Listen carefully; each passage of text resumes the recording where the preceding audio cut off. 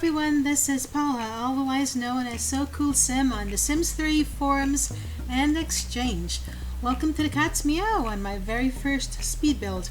First, a shout out to my DNA teammates Sandy and Rox, for whom I dedicate this video, and thanks for their long-time support and encouragement. So at this point I've already created the framework for the body of the cat, and I've saved the backup of the shell in my game library. I'm using Marie from the Disney movie The Aristocats as my reference. This build is intended for use in a Disney Magic Kingdom, but of course it can be used in any Sims 3 world. So here you can see I'm creating the guide walls and a bit of flooring around the sides. I'll be needing this to do the CFE work later on. For those who don't know, CFE is short for the ConstrainFloorElevation cheat code. It's a pretty cool feature, which allows builders to raise, lower, and curve terrain and walls.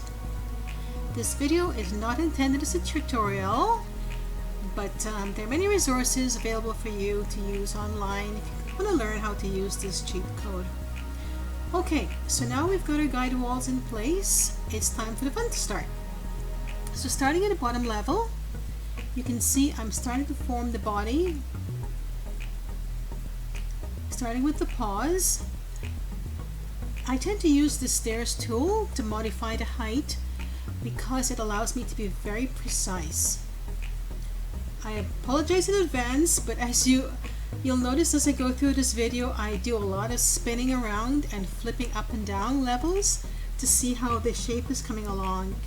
So it's making it a little bit hair raising at times because it'll be pretty fast as I go further through, and you'll notice that quite often things will get messed up, but that's okay. I can fix them because I have my guide walls and my guide flooring in place, so I can fix that as I go along. Also, I've got a pretty old computer, so it can get pretty slow when I save, so just bear with me with that.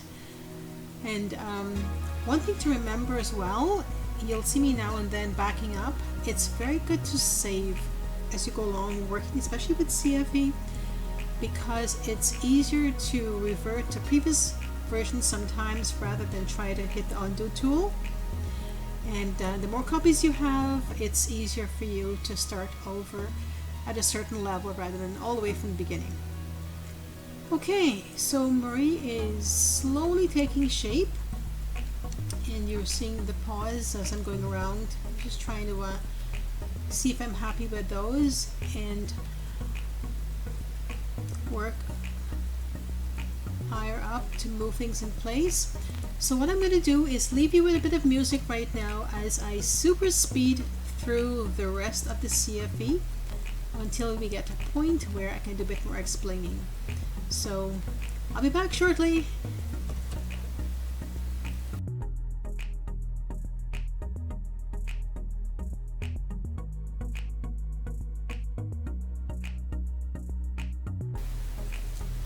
I'm back. Okay, so now we're looking at Marie's body and I'm pretty happy with that. So now it's time for us to work on our features and her face. And to begin with, I'm just going to experiment with a bit of wall pattern to see what I prefer. I have been undecisive whether to go with black on white or white on black. So I'm just experimenting for a little bit to see how I like that. I kind of like the one with the black because you can get a bit of eyebrows with it, which is kind of cool. So let's just play with it a little bit and make the final decision once we see how that looks. Yeah, I think I am much happier with black versus the white, so we'll work on that. Some lights might be good for the highlights in the eyes. Yes, I think I'm going to keep the lights. Yes, that looks fine. We'll go with that. Sometimes when you have a large structure, it's kind of hard to get the right sizing for things, but this is working pretty well. The ball is just the horse ball that I've recolored in advance. And for the whiskers, I'm using the roofing pieces, recolored black. Those are harder to place, so I'm using it on the ground to see if I can get the right angles, because my mouse is not working too happily with me to get the angles going. So let's just give this a shot on the ground first, and then we can put it in place. It'll be much easier that way.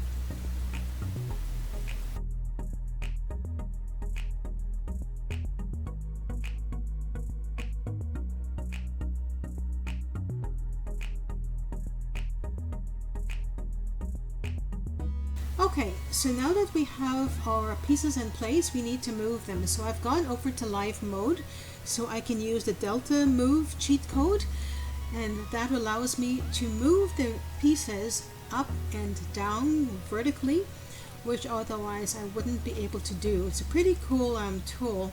So I use quite a few things from the NRAS site, NRAAS Industries. They have pretty good mods, which are very helpful for builders as well as players, and so that's a pretty good one to use. So basically I'll be playing around a little bit with placement and tweaking, fine-tuning rather, some of the patterns, making sure I haven't missed anything, and then I'll be flipping back and forth between live and build mode until I get everything positioned in place. Okay, so I'll be back again.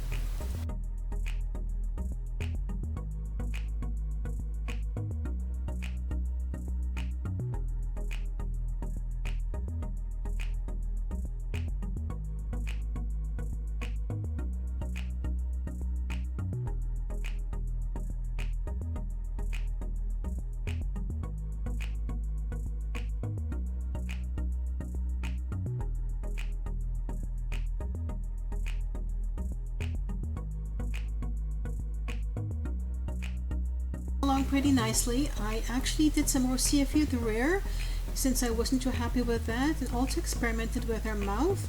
As you can see, she looks as though she is either yawning or singing, so I thought singing would be kind of cool, so I'm adding the fog emitter with the codes for the musical notes, because my daughter has cats and they love to sing, so I thought that's kind of funny, cool. And so now on to the final result. It's a little parquet for your Sims to take their kitties.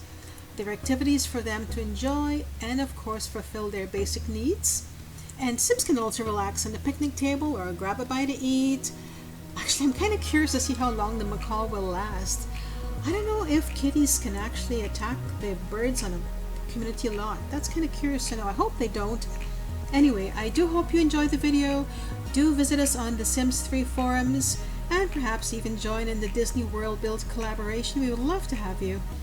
In the meantime, stay safe and take care. Until next time, keep on simming. So Cool Sim out. Bye bye.